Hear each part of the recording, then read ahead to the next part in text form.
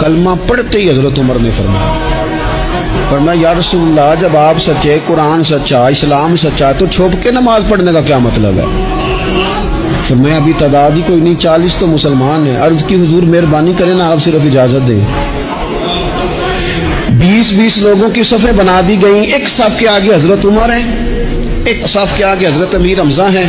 جناب عمر کہنے لگے چونکہ آپ اللہ کے رسول ہیں تو لہذا نماز بھی آج اللہ کے گھر میں پڑھی جائے گی۔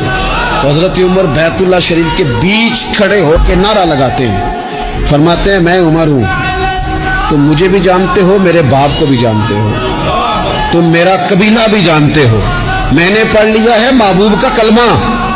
اب جس نے بچے یتیم کرانے ہو اور اپنی بیوی بیوہ کرانی ہو وہ آئے اور مجھے روکے۔